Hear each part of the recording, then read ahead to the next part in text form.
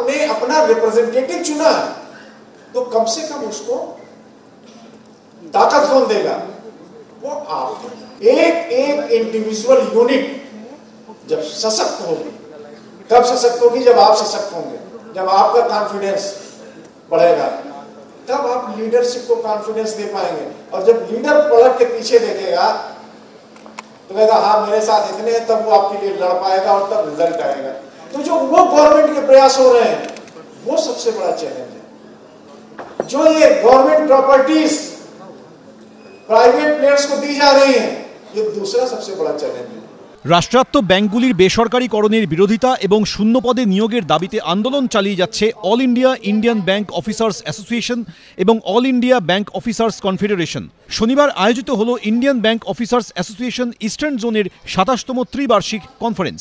হাওড়া শরৎ সদনের এই কনফারেন্স থেকে এদিন ফের একবার সেই দাবিগুলি নিয়ে সরব হন তারা। সপ্তাহে কর্মদিবস ৫ দিন করার জন্য দাবি তোলা হয় এদিন। এটা আমাদের প্রত্যেক ৩ বছরে আমাদের ট্রাইনিয়াল কনফারেন্স হয়, ত্রৈবার্ষিক সম্মেলন হয়। কিন্তু এইবারের যে আমাদের ২৭তম আমাদের ট্রাইনিয়াল কনফারেন্স, এর মেন আমাদের উদ্দেশ্য বা মেন যেটা মোটো আমাদের এই প্রোগ্রামের, সেটা হচ্ছে যে এখন আপনারা যেটা দেখতে পাচ্ছেন ব্যাংক প্রাইভেটাইজ করে দেওয়ার উদ্দেশ্যে গভর্নমেন্ট এগিয়ে চলেছে, সেন্ট্রাল গভর্নমেন্ট এগিয়ে চলেছে।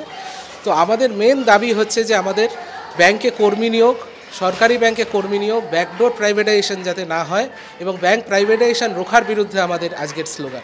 নিয়োগ কমছে, যেভাবে শূন্য পদ দিন দিন বাড়ছে এবং বিভিন্ন ব্যাংকে যেভাবে গ্যালোপিং নেচারে বিজনেস বাড়ছে এবং গ্র্যাজুয়ালি যেভাবে হচ্ছে ড্রাস্টিক্যালি যেভাবে হচ্ছে লোক কমছে, কে সকালবেলায় শাটার তুলবে আর কে শাটার নামাবে সেটা আমাদের অফিসারদের করতে হচ্ছে।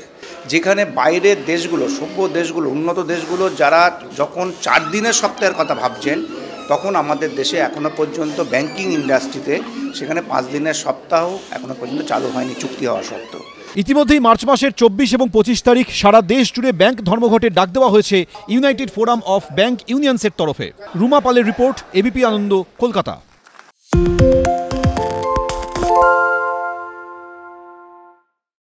সত্য অন্তহীন, সত্যের খোঁজও তাই, সত্য সন্ধানে তাই আমরা অক্লান্ত, অকুতভয়। এবিপি আনন্দ নতুন ভাবনার প্রতীক, যা মনে মুক্ত, তথ্যে যুক্ত এবং যাবতীয় সীমানার বাঁধন থেকে মুক্ত। সীমা না শব্দটির মধ্যেই লুকিয়ে আছে মানা শব্দটি, যেন চোখ রাঙানি এক অদৃশ্য বেড়াজাল, যা আটকে রাখে আমাদের এক ছোট্ট গণ্ডির মধ্যে। একমাত্র সঠিক খবরই গড়ে তুলবে এক মুক্ত সমাজ।